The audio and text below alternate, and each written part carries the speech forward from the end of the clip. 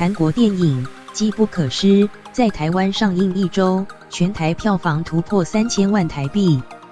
观众看完不只想吃炸鸡，更发现电影片尾出现粤语歌曲配乐，像是要向港片致敬。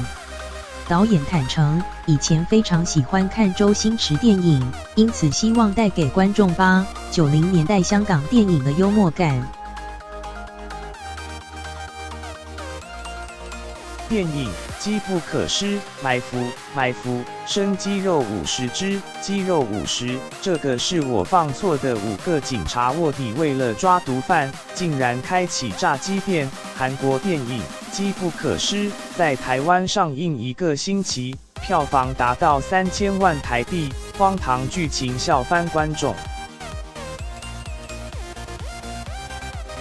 导演李秉宪，别人问我为何要拍这电影的时候，我只想自信的回答，就只是想搞笑。导演如此信誓旦旦的想拍出搞笑动作片，原来他受周星驰电影风格影响，从小就看香港喜剧片长大，因此希望观众看这部电影能感受到80、90年代香港电影的幽默感和武打戏。为了致敬香港电影，电影尾声还出现《英雄本色》的主题曲。张国荣，当年情，此刻是天上星先搭上悲壮的场景，成为电影亮点之一。对韩国观众而言，张国荣、周润发主演的《英雄本色》是最能代表香港警匪片。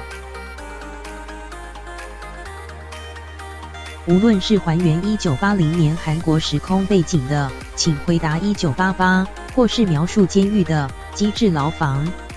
英雄本色》是最常出现在韩国影视作品的香港电影。因为80、90年代的港片红遍全亚洲，不只带起香港警匪片新潮流，也影响韩国拍片风格，让近年来的韩国商业片都能嗅出港片味道。